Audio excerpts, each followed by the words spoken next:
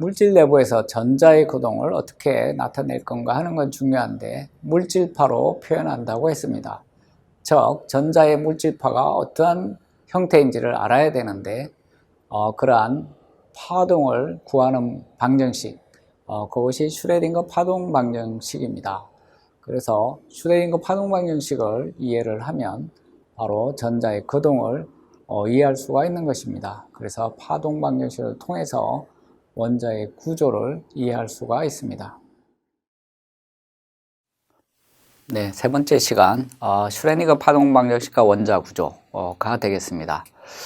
우리가 물질파에 대해서 살펴봤고요. 파동함수가 가지는 성질을 우리가 살펴보았습니다. 이러한 파동 방정식 슈레딩거가 제안을 하고 노벨상을 받은 분입니다. 그래서 앞에서 살펴본 이러한 파동 방정식으로 노벨상을 받은 사람이 슈레딩거이고, 이 파동 방정식이 파동함수를 구하는 기본식이 됩니다. 그리고 파동함수의 제곱이 전자가 발견될 확률로 정의가 됩니다. 지금 식이 나와 있죠. 라운드 제곱 사이 라운드 x제곱 플러스 h바 제곱분의 2m e-v 파이 x는 제로. 이러한 파동 방정식이 있는데, 여기에 있는 파동함수 파이를 구하게 되면 바로 전자의 여러 가지 정보를 알 수가 있다는 것입니다.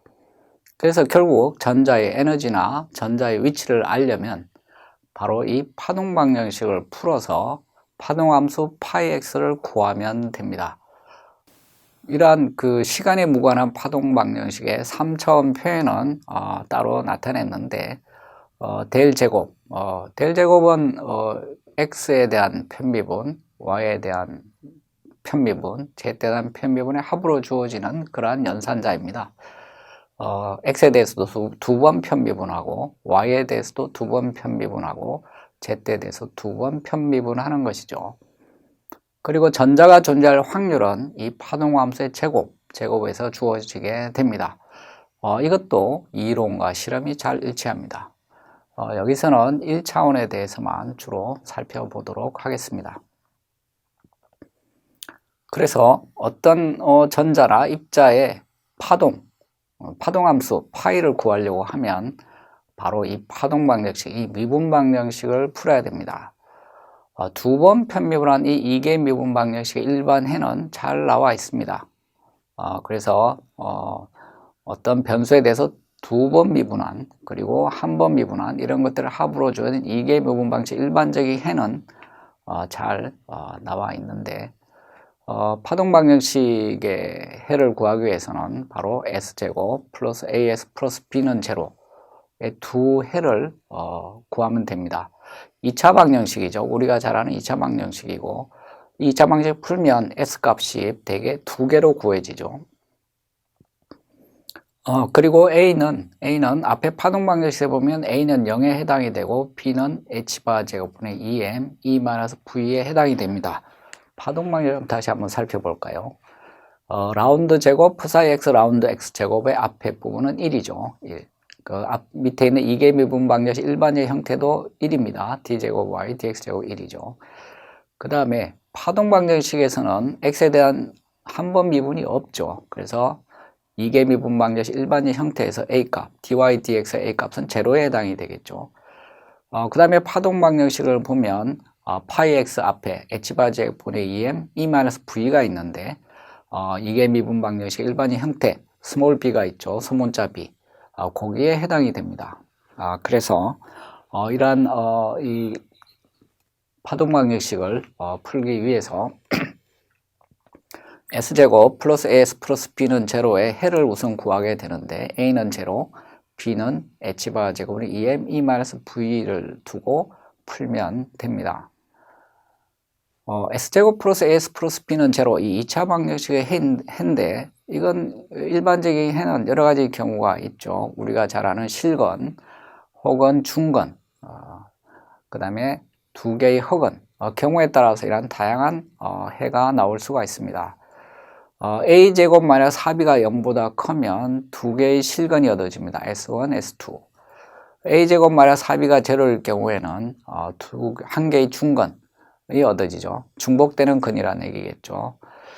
그 다음에 a제곱 마이너스 4b가 0보다 작으면 s값은 흑은이 얻어주게 됩니다. 그래서 각각의 경우에 미분 방정식의 해는 일반적으로 다 수학적으로 주어져 있는데 두 개의 실근이 나오는 경우 S1, S2가 나올 경우에는 이 파동 미분 방정식 해가 y는 C1 E 람다분의 S1x 플러스 C2 E S2x 이러한 형태로 주어지게 되고 C1, C2만 알면 되는데 이건 경계 조건에서 구해집니다.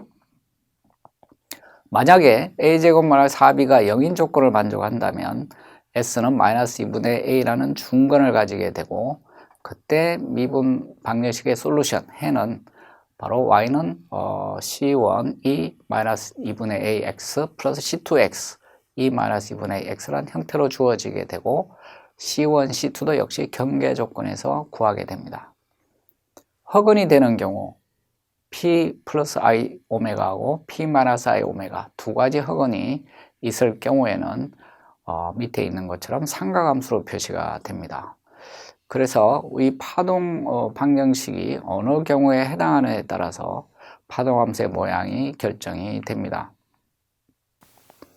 예를 들어서 계산을 해 보도록 하겠습니다. 높이가 무한한 포텐셜 우물, 그러니까 지금 우물이 있는데 포텐셜 우물, 저 안에 전자가 갇혀 있다고 생각을 해 봅시다.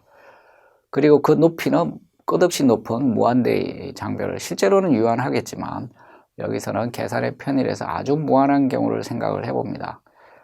이 장벽의 높이가 무한하다는 뜻은 우물 바깥쪽에는 전자가 존재할 확률이 제로가 된다는 뜻입니다. 그래서 전자는 바로 이 우물 안에만 들어있고 장벽 바깥쪽으로는 전자가 존재할 확률이 제로가 된다, 이런 의미가 되겠습니다. 그래서 이 전자가 가지는 함수, 파동 함수를 계산하려고 하면 파동 방정식을 풀어야겠죠. 그래서 파동 방정식을 가지고 높이가 무한한 포텐셜 우물에 들어있는 전자가 가지는 파동 함수를 구해 보려고 합니다. 파동 방정식이 나와 있죠. 그래서 위치에 대해서 두 번 미분한 것, 그리고 h바 제곱은 2m e-v 파이 x는 제로 이렇게 되어 있는데 이 전자가 우물 안에 들어있죠. 우물의 폭이 L입니다. x는 제로부터 L 사이에 전자가 위치하고 있는 것이죠. 그래서 x가 0보다 크고 L보다 작은 거기에서는 포텐셜이 제로입니다. 밑바닥이죠. 제로이고 거기를 벗어나면 무한대가 됩니다. 아주 높아서 그쪽으로는 전자가 들어갈 수가 없는 것이죠. 그래서 이 x가 0하고 L인 그 사이에서는 v를 0으로 둘 수가 있죠. 그래서 파동 방정식에서 v는 0이 됩니다. 그래서 d제곱 파이 dx제곱 그 다음에 h바 제곱은 2m e 파이로 됩니다. v가 없어지는 것이죠. 이러한 이 미분 방정식을 풀려고 하면 일반의 s제곱 플러스 s 플러스 b는 제로의 근을 구해야 되는데 a는 제로에 해당이 되죠. 그리고 b는 h바 제곱을 2m e인 경우입니다. v가 제로이기 때문에. 그리고 이 a제곱 마이너스 4b를 계산해 보면 이게 0보다 작습니다. 흑은이라는 얘기죠. 흑은. 그래서 두 개의 흑은이 나오게 되는데 p는 제로, 그 다음에 오메가는 h바분의 2m2로 루트 h바분의 2m2로 계산이 됩니다. 이건 2차 방식의 근해 공식에서 바로 구할 수가 있는 것입니다. 그래서 이러한 흑은을 알게 되면 y값, 파동함수를 알 수가 있는데 C1, C2 상수를 결정해야 됩니다. 그리고 흑은이 되면 이 삼각함수로 주어지는 것이죠. 그래서 이러한 일반 솔루션에서 C1, C2만 결정하면 바로 이 포텐셜 웰 안에 들어있는 전자의 파동함수를 최종적으로 구할 수가 있습니다. 자, 두 개의 흑은이 주어지는 이러한 파동 방정식인데 그래서 P는 제로, 오메가는 루트 H바분의 2me 이거는 근해 공식에서 바로 계산이 됩니다. 그래서 Y는 C1 코사인 오메가 X 플러스 C2 사인 오메가 X로 파동함수가 구해졌는데 아직 끝난 것이 아니죠. C1, C2가 어떤 값인지 모르기 때문에 C1하고 C2를 결정을 해야 파동함수를 최종적으로 알 수가 있게 됩니다. 우선 X는 0인 경우에 살펴보면 X가 0일 때 전자가 발견될 확률, 파동함수는 제로가 됩니다. 왜냐하면 포텐셜이 무한되기 때문에 그렇습니다. 그래서 x는 제로 혹은 x는 L에서 위치해서는 전자가 발견될 확률이 제로, 즉 파동함수가 제로가 돼야 됩니다. 그래서 구해진 파동함수에서 x는 0을 대입하고 0으로 두게 되면 C1은 0이란 결과를 얻게 됩니다. 그래서 C2 sin 오메가 x만 남게 되는 것이죠. 자, 이 식에서 x는 L을 대입하고 마찬가지로 0을 두게 되면 C2도 구하고 오메가도 구하고 이렇게 되는데 살펴보도록 하겠습니다. 우선 x는 L인 경우에 그러면 y는 C2 sin 오메가 L이 되겠죠. 이것이 0이 돼야 됩니다. 이 sin 함수가 0이 되려고 하면 이 2파이 라디안의 파이 라디안의 정수배, 파이 라디안의 정수배가 되면 이 sin 함수는 0이 됩니다. 그러니까 파이 라디안일 때 0이 되고 2파이 라디안일 때 0이 되고 3파이 라디안일 때 0이 되고 이것이 sin 함수의 특징이죠. 그래서 이 오메가 L이 n파이, 파이의 정수배가 되면 이 y 값은 항상 제로가 되기 때문에 이 경계 조건을 만족하는 그 오메가 값을 구할 수가 있는데 오메가 L은 n파이로부터 오메가를 알 수가 있죠. 그리고 오메가는 근해 공식에서 앞에서 구해진 바로는 루트 h바 분의 2m입니다. 루트 h바 분의 2m이가 바로 L분의 n파이가 된다는 결과를 얻을 수가 있는 것이죠. 그래서 x 대신에 L을 대입하고 그 다음에 그 파동합수가 0이 된다는 조건에서부터 루트 h바 분의 2m이가 L분의 n파이가 된다는 결과를 얻을 수가 있는데 이는 에너지죠. 그래서 에너지가 정수배로 주어지는 결과를 얻을 수가 있습니다. 그래서 이에 대해서 다시 한번 정리를 해보면 저렇게 n의 제곱으로 표시가 되죠. 그래서 이 에너지가 띄엄띄엄 있게 된다는 결과를 파동 방정식을 풀므로써 얻을 수가 있습니다. 그래서 이 파동 방정식, 이건 미분 방정식인데요. 이러한 미분 방정식의 해를 구함으로써 파동 함수를 구할 수가 있는데 비교적 간단한 경우에서 쉽게 구할 수가 있고 이 복잡해지면 그렇게 쉽게 풀어지는 식은 잘 아닙니다. 그리고 지금 이제 오메가는 L분의 n파이로 구해졌는데 남은 게 하나 있습니다. C2가 아직 남아있죠. 그래서 C2를 구해야 파동함수가 완성이 됩니다. 지금 전자가 하나 들어있다고 하면 어딘가에 위치하고 있는데 어디에 있을지는 잘 모르지만 어쨌든 X는 0하고 L 사이에서 한 개가 들어있습니다. 그래서 발견될 확률을 위치에 따라서 다 더하면 1이 돼야만 됩니다. 그 사이는 반드시 하나가 있기 때문에 그래서 이 파동함수의 제곱, 그것이 전자가 발견될 확률입니다. 그래서 0에서부터 L까지 그 제곱된 걸 적분하면 확률을 다 더하는 것이죠. 적분하면 1이 돼야 된다는 조건에서 C2를 계산할 수가 있습니다. 자, 그래서 파동함수를 제곱하면 C2제곱, 사인제곱, L분의 n파이 x가 되는데 0에서부터 L까지 이 확률을 다 더하는 것이죠. 적분을 하게 되면 그것이 1이 돼야 됩니다. 그 안에나 반드시 한 개가 있는 것이죠. 그래서 이 적분을 계산을 하면 우리가 C2를 계산할 수가 있는데 복잡한 적분입니다. 결과만 쓰면 C2는 루트 L분의 2로 계산이 됩니다. 그래서 최종적인 파동함수 y는 루트 L분의 2 sin L분의 n파이 x로 주어지게 됩니다. 그래서 파동 방정식을 만족하는 파동함수는 한 개만 있는 게 아니고 여러 개가 있습니다. 식을 잘 보시면 n이라는 숫자가 있죠. n은 1도 되고 2도 되고 3도 되고 여러 가지 자연수를 가질 수가 있죠. 그래서 파동함수는 한 개가 아니고 여러 개가 있게 됩니다. n이 1인 경우 L분의 파이 x가 되고 n이 2인 경우는 sin L분의 2파이 x가 되겠고 n이 3인 경우는 sin L분의 3파이 x가 되고 다 다른 함수입니다. 그래서 이 파동 방정식을 만족하는 해는 여러 개 있고 파동함수 각각마다 에너지가 각각 다릅니다. 다른 에너지가 대응하게 됩니다. 그 에너지는 앞에 식에서 우리가 봤었습니다. E를 계산을 했었죠. 살펴보면 여기 있죠. E는 n의 제곱의 형태로 표시되는 걸 알 수가 있죠. 그래서 파동함수하고 에너지가 각각 대응이 되는 것입니다. 그래서 정리를 해보면 높이가 무한한 포텐셜 우물, 거기에 같이 있는 전자는 어떤 파동함수를 가질 것인가, 그걸 우리가 구했었고요. 파동 방식을 풀므로써 구했습니다. 그래서 루트 L분의 2 사인 L분의 M 파이 X라는 파동함수, 여러 개죠. n이 1인 경우도 있고 2인 경우도 있고 이런 파동함수들이 있고, 그 파동함수에 대응되는 에너지도 있습니다. 이 n은 2mL 제곱분의 n제곱 파이제곱 h바 제곱으로 되어 있죠. 그래서 n이 1인 경우, n이 2인 경우, n이 3인 경우 각각의 에너지가 대응이 됩니다. 그래서 에너지가 연속적이지 않고 띄엄띄엄 있다는 것을 알 수가 있는데, 이 전자가 파동이면 너무나도 당연한 결과입니다. 이 정상파만이 허용되기 때문에 에너지가 연속적이기는 어렵겠죠. 그래서 전자가 파동이라는 성질로부터 이러한 현상들을 잘 이해할 수가 있습니다. 그래서 n이 1인 경우 맨 아래쪽이죠.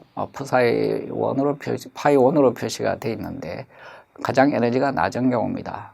그 다음 에너지가 높은 건 노드가 하나 있는 경우에 해당이 되고요.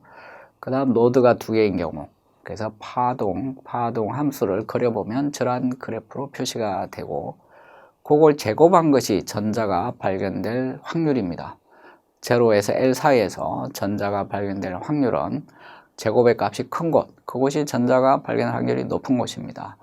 바닥은 전자가 발견될 확률이 제로가 되는 것이죠.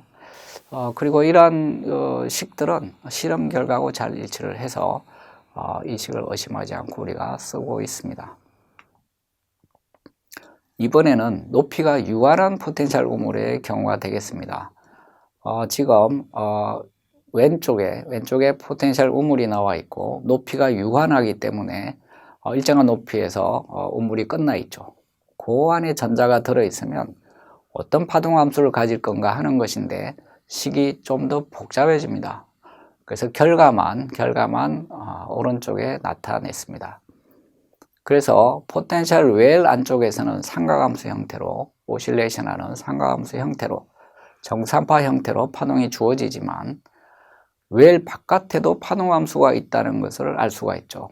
이건 파동 방정식을 풀어보면 이 웰 바깥쪽에도 이렇게 파동함수가 제로가 아니고 값이 나오는데 지수함수의 형태로 나옵니다. 이건 파동 방식을 풀어보면 얻게 되는 결과고요. 그리고 이 결과를 가지고 해석을 하게 됩니다. 그래서 대표적인 현상이 바로 이 터널링이라는 현상입니다. 장벽 투과라고 하는 것이죠. 입자가 벽을 뚫고 지나가는 것입니다. 고전적으로는 불가능하다고 여기는 것들이죠. 포텐셜 장벽이 있고 지금 저랑 공이 있다고 생각을 해보죠. 저랑 공이 있다면 저 벽을 뚫고 지나갈 수가 없습니다. 근데 파동으로 해석을 하면 이 입자가 저 장벽을 뚫고 지나갈 수 있다. 이게 이제 터널링이라는 것이죠. 그래서 그거를 잠깐 살펴보면 앞서 높이가 유한한 포텐셜 우물에 대해서 파동함수를 계산을 했었죠. 파동함수를 계산을 해보면 이 웰 바깥쪽, 우물 바깥쪽에도 파동함수가 제로가 되지 않고 남아있다는 것입니다. 물론 거리에 따라서 줄어드는 걸 알 수가 있죠. 그래서 이 파동함수 모양을 잘 보시면 웰 안쪽에서는 진동을 하는 정상파 형태로 가지만 웰 바깥쪽으로 가면 점점 크기가 줄어들고 있습니다. 그리고 결국은 제로가 되죠. 그래서 곧 바깥쪽에서는 발견될 확률이 제로가 되겠지만 파동함수가 제로가 아니면 발견될 확률이 있게 됩니다. 그래서 이 파동으로 우리가 입자를 고려하게 되면 포텐셜 바깥쪽에도 이게 존재할 확률이 존재하게 되죠. 이것이 고전적으로는 이해하기가 어려운 부분이지만 현상적으로 파동으로 생각하면 이해가 되고 그리고 실험 결과도 그렇다는 것을 보여주고 있습니다. 그래서 이러한 포텐셜의 모양에 대해서 파동 방정식을 풀면 파동 함수가 다 계산이 됩니다. 그래서 계산한 형태는 대략 아래쪽 그래프와 같이 됩니다. 포텐셜 웰 안에서 크게 진동하는 함수가 있죠. 그 다음에 베리어, 포텐셜 장벽 쪽에서는 앞에서 계산된 것처럼 점점 크기가 줄어드는 파동 함수입니다. 근데 이 장벽의 두께가 얇으면 제로가 되기 전에 끝나게 되죠. 그리고 그 바깥쪽은 다시 오실레이션하는 진동하는 파동 함수가 구해지게 되는데 진폭은 훨씬 작아졌습니다. 포텐셜 베리어가 더 두꺼워지면 거의 제로가 될 겁니다. 그러면 포텐셜 바깥쪽, 장벽 바깥쪽에서는 발견될 확률이 거의 제로가 되겠죠. 그래서 이 베리어가 너무 두꺼우면 터널링이 일어나지 않습니다. 근데 점점점 이 두께가 얇아지게 되면 파동 함수가 베리어 바깥쪽에도 일부 작은 크기로 남아있게 되고, 이것을 제곱한 거, 파동 함수를 제곱한 게 발견될 확률이죠. 그래서 확률이 제로가 아니기 때문에 베리어 바깥에서도 발견이 됩니다. 그래서 이 입자가 이 베리어를 뚫고 지나간 터널링 효과로 나타나게 되는데, 이게 입자를 파동으로 생각하게 되면 우리가 얻게 되는 중요한 결과입니다. 그래서 반도체 소자를 우리가 활용하게 될 때 이러한 터널링 효과를 우리가 많이 사용하게 됩니다. 우리가 수소 원자를 생각을 해보면 좀 더 복잡해집니다. 포텐셜이 거리에 따라서 변하는 그러한 경우이기 때문에 파동 방정식을 푸는 것이 조금 더 복잡합니다. 수소 원자를 고려해 보면 가운데 핵이 있죠. 핵은 플러스 전하를 띠고 있습니다. 그리고 전자는 마이너스 전하를 띠고 있고요. 그 주위에 이제 전자하고 핵 주위에 전자가 있는 그러한 경우죠. 두 전하가 서로 다르기 때문에 인력이 작용합니다. 서로 잡아당기는 쿨롱 폴스가 작용하죠. 그래서 전하의 양이 Q라고 하면 이 핵과 전자 사이의 포텐셜 에너지를 계산할 수가 있습니다. 거리의 함수로 주어지게 되죠. 그래서 포텐셜은 마이너스 4파이 에플론 제로 R분의 Q제곱, Q는 전하량이고요. 핵의 전하량하고 전자의 전하량이 동일하기 때문에 Q제곱으로 주어졌고요. R은 두 핵과 전자 사이의 거리입니다. 이것이 이제 포텐셜 에너지죠. 위치에 따른 포텐셜 에너지로 주어집니다. 이러한 포텐셜 에너지를 사용을 해서 미분 방정식, 즉 파동 방정식을 풀려고 하는 것입니다. 좀 복잡하죠. 그래서 이 파동 함수를 구하게 되면 수소 원자에서 전자가 어떻게 분포하는지, 그리고 전자의 에너지는 어떻게 주어지는지 하는 것을 우리가 알 수가 있습니다. 그래서 파동 방정식을 풀어야 되는데, 파동 방정식은 수소 원자의 경우에 정확하게 계산이 됩니다. 그래서 시간에 무관한 파동 방정식 3차원에 대해서 고려해야 되기 때문에 델 제곱 파이 플러스 h바 제곱분의 2m e-v 파이 r 이퀄 제로, 이 3차원의 시간에 무관한 파동 방정식을 풀면 파동 함수를 계산할 수가 있는데 꽤 다양한 파동 함수가 얻어집니다. 물론 대응하는 에너지도 얻어지게 되는데 그 결과만 나타냈습니다. 식을 풀기가 좀 복잡한데 해석적으로 다 수학적으로 구해지는 그러한 미분 방정식입니다. 첫 번째 이 미분 방정식 해는 그 파동 함수를 제곱을 해보면 구형의 형태로 나타나게 됩니다. 가장 왼쪽에 구가 표현되어 있는데 바로 전자가 존재할 확률 분포를 나타내는 것입니다. 구형으로 확률이 분포하고 있다는 뜻이죠. 가장 에너지가 낮은 상태의 파동 함수입니다. 그 다음 에너지가 높은 파동 함수도 구해지는데 반경이 조금 큰 구형의 형태로 주어집니다. 구해진 파동 함수를 제곱을 해보면 저러한 구형의 분포를 가진다는 것이죠. 그 다음 에너지가 높은 파동 함수의 모양은 조금 달라집니다. R형 모양이라고 하죠. 팔자 형태로 주어지는데 X방향, Y방향, Z방향 세 가지 방향으로 R형 모양으로 확률 분포가 주어집니다. 이게 세 번째로 에너지가 높은 파동 함수입니다. 다 파동 방정식을 풀어본 결과인 것이죠. 그 다음 에너지가 높은 건 다시 구형이 됩니다. 조금 더 직경이 커졌죠. 그 다음 에너지가 높은 파동의 모양은 어떻게 될까요? 그 다음엔 다시 R형 모양이 되는데 크기가 좀 변하겠죠. 그래서 이러한 이 수소 원자에서 전자의 분포의 모양은 이렇게 파동 방정식을 풀물어서 알 수가 있습니다. 이게 정말 맞는 것일까요? 맞습니다. 이러한 것을 가지고 여러 가지 화학식이나 반응을 고려해 보면 정확하게 이 모양하고 일치를 한다는 것이죠. 그래서 파동 방정식은 역시 잘 맞는 식입니다. 그래서 첫 번째 파동함수 그리고 에너지 1s 궤도라고 하죠. 우리가 오비탈이라고 이야기합니다. 1s 오비탈. 그 다음 에너지가 높은 걸 2s 오비탈이라고 하죠. 그 다음은 2p입니다. 2px, 2py, 2pz, xyz 세 방향으로 있기 때문에 이 세 개는 각각 동일한 에너지를 가집니다. 그래서 오비탈이 3개가 있는 것이죠. 그 다음은 3s 오비탈이 됩니다. 이런 식으로 보통 수소 원자 모델에서 전자의 분포가 이렇게 구해지는 것이죠. 이러한 것들을 이용하면 원자 간의 반응이 어떻게 이루어질지, 그리고 원자가 결합할 때 각도는 어떻게 될지 하는 것들을 우리가 알 수가 있는데 실험 결과하고 잘 일치합니다. 그래서 가장 낮은 에너지가 1s 궤도, 그 다음 에너지가 2s 궤도. 2p는 궤도가 3개가 있는데 다 동일한 에너지고요. 그 다음 3s, 그 다음에 3p, 4s, 4p, 4d 뭐 이런 식으로 다양한 파동함수가 구해지게 됩니다.